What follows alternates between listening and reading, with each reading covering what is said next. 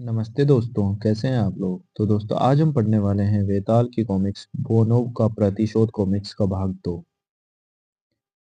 मर कर वापस।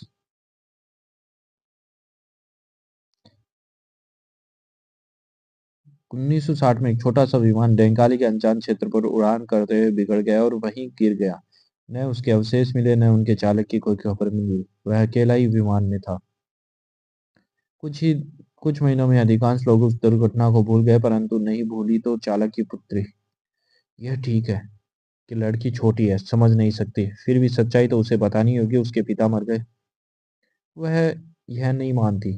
तुम जानते हो कि विमान गिरा, परंतु उसे अपने पिता के मरने का विश्वास नहीं। और फिर 16 वर्ष बाद।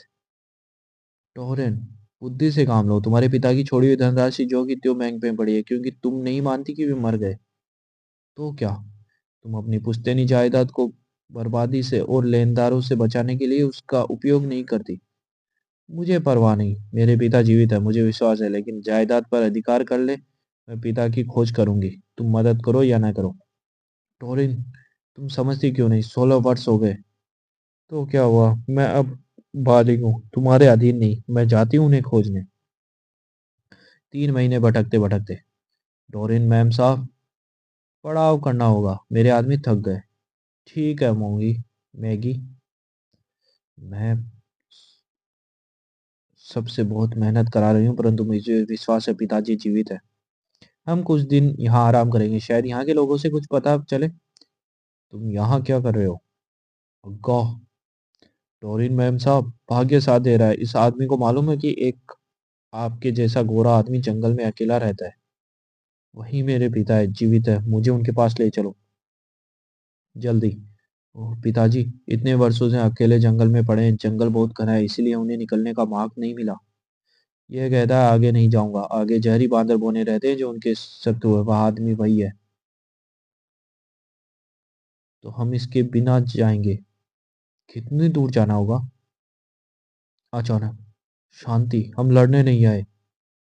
शायद इन्होंने ही पिताजी को वर्षों से कैद कर रखा हो। मैं इनकी भाषा नहीं समझता, इनके कबीले को जानता भी नहीं।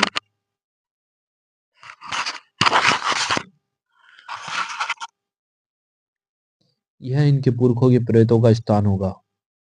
या पिताजी यहाँ बंदी हो। अरे रे, कोई आ रहा है। वेताल ने ध्यान से उसकी बात सुनी। मैं वह नहीं हूँ जिसे तुम खोज रहे हो, लेकिन दुर्घटना की बात सुनी हुई होगी। सुनी हुई है। मेरे पिता के बारे में कुछ सुना है? सुना था कि जैसा तुमने बताया वैसा विमान पहाड़ों में गिरा था। अब तुम कहोगी मुझे वहां पहुंचाओ, लेकिन उन पहाड़ों पर बांदर नहीं चढ़ सकते, इसीलिए मैं ही साथ चलूंगा। फिर तुम पीछे ठहर जाओ, रास्ता खतरनाक है, जो पता चलेगा लौट कर तुम्हें बता देंगे। रास्ता चाहे कि जितना खतरनाक हो, मैं रुकने वाले नहीं। बाप रे। कई घंटों की चढ़ाई के बाद अब चोटी निकट ही है। वह जगह है, वहां विमान गिरा था। वे उतरने लगे। ये पहाड़ों के वासी हैं, यहाँ से बाहर नहीं जाते। मैंने इन्हें 2 बार ही देखा है। इनकी भाषा आपको आती होगी। देखता हूँ। पहाड़ों के वासियों, हम मित्र हैं। एक आदमी आकाश से गिरा था, उसे खोज रहे हैं। क्या कह रहे हैं ये? मैं समझा नहीं, लेकिन मेरी बात समझ गए। तुम्हारे बारे हमने तुम्हारे बारे में सुना है बेटा। चलो हमारे सरदार के पास चलो, वही आसमान से गिरे थे। उसने सच कहा था। देखो वह बूढ़ा आदमी वही है। मुझे विश्वास था, पक्का विश्वास। मेरा हृदय हमेशा कहता था आशा मत छोड़ना। पिताजी, आप जीवित है? जीवित है? हाँ बेटी, जीवित हो। 4 वर्ष में यहाँ से निकलने का रास्ता खोजता रहा। फिर एक दिन मेरे मन में प्रश्न उठा, क्यों? उस दिन से मैं सुखी हूँ। इन लोगों ने मुझे अपना अपना लिया। हम मित्र हो गए, और क्या चाहिए? इन्होंने नया जीवन पाया, ये ठीक कहते हैं, और क्या चाहिए? सामर्थ्य का अंतिम तार। यह है वह देश जहाँ आंधी आधी रात को सूरज दिखता है। ऐसे इस तरह शांतिमय देश में अपराधियों के राष्ट्रीय गिरोह का अड्डा भी है। यही है। यमेश्वर की प्रसन्नता का पार नहीं रहेगा। फिल गुप्तचर नॉर्वे पहुंचा, अपराधियों की उस चाल के अंतिम तार से निपटने जिसने संसार में तहलका मचा रखा था। उसके संगठन का नाम था सामर्थ्य। अंतिम अक्षर ये यानी यमेश्वर। पहले दर्जे का धांध और अपराधियों का सिरमौर। आपको टैक्सी चाहिए? नहीं तो धन्यवाद। मेरे हाथ में पिस्तौल है, चुपचाप बैठ जाओ अंदर।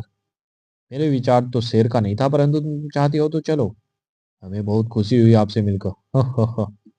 शहर से निकलकर गुंडे ऊंचे नीचे पहाड़ी क्षेत्र में पहुंचे, जहां अपराध पहाड़ियों के बीच अनगिनत खाइयां थी। फिर अब समझा कि यमेश्वर ने अपना अड्डा इन सुनसान पहाड़ों में क्यों बनाया था। सड़क से घूमकर वह कच्चे से रास्ते पर आए। सामने पक्की दीवार थी। अचानक दीवार ऊपर उठ गई और सामने अंधेरी गुफा दिखाई दी।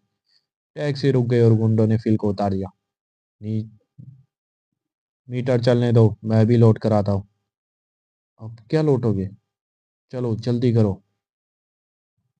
तुम कुछ दूर चलकर वे एक सुरंग में पहुंचे, परंतु आगे गुफा इतनी बड़ी निकली मानो कोई महल हो, और वहां सिंहासन पर बैठा था यमेश्वर, सामर्थ्य का सरदार।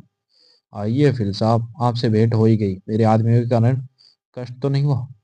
ये बड़े आराम से लाए यमेश्वर, टैक्सी वाले को भाड़ा भी नहीं देने दिया। सुस- मेरे आदमियों ने तुम्हारी हत्या नहीं की, क्योंकि ये पुण्य मैं अपने हाथों से करूंगा। मरने से पहले सामर्थ्य की शक्ति देखते जाओ। हम ऐसे मंच पर हैं जो घूमता है, बस यह बटन दबाने की जरूरत है। मंच घूम गया और वे सिंहासन के पीछे की ओर के कमरे में आ पहुंचे। वहां विशाल का एक कंप्यूटर रखा था। कंप्यूटर? हाँ, अपराधों से संबंधित हर तथ्य इसमें प्रविष्ट किया गया है। इसके आधार पर हर कंप्यूटर ये हमारी योजनाएं बनाता है और कभी गलती नहीं करता। संसार के विधि तथा व्यवस्था के जितने संगठन हैं, उन सब की जानकारी भी इसमें है, और उनके प्रयत्नों के तोड़ यह बताता है। तुम्हारी हर चाल हमें बता देता है। तुमने सामर्थ्य के और अंक तो तोड़ ही दिए, लेकिन कंप्यूटर चल रहा है और यह हमें उपाय बताएगा, और हम सामर्थ्य को फिर से उतना ही सबल बना देंगे। तुमने व्यर्थ ही खतरा उठाया। कंप्यूटर अभी बता देगा सामर्थ्य को फिर से सबल बनाने के लिए क्या करना है। कंप्यूटर को किसी तरह रोकना होगा।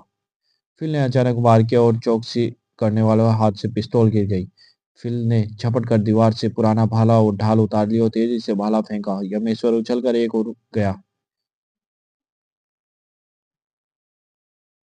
उसका भाला ठीक निशाने पर लगा, कंप्यूटर पर। भाला उसको बिजली के तारों में घुस गया, जिससे तार जलने लगे। यमेश्वर, मैंने भाला कंप्यूटर पर ही मारा था। जिसके जितनी जानकारी इसमें प्रविष्ट कराई गई थी, सब मिट जाएगी। मशीन बेकार हो जाएगी। रोको, चलना रोको। मेरी उम्र भर की मेहनत बेकार हो जाएगी। उससे दूर रहो वरना मारे जाओगे। धड़ाम। गैस की दुर्गंध है। विस्फोट से धरती में बंद गैस निकल पड़ी है। कंप्यूटर के बिगड़ने से दीवार भी खुल गई। अब निकल जाना चाहिए यहाँ से। बाल बाल बचा। और फिर विमान द्वारा वह स्वदेश को लौट चला। उसने प्रधान कार्यालय से रेडियो पर संदेश आया, बहुत धन्यवाद, तुमने सामर्थ्य का अंत कर ही दिया। अब कुछ दिन आराम करो, और तो चाहो तो विदेश की ओर सैर करने चले जाओ। वाह वाह, सख्त सैर करने जाऊंगा। समाप्त।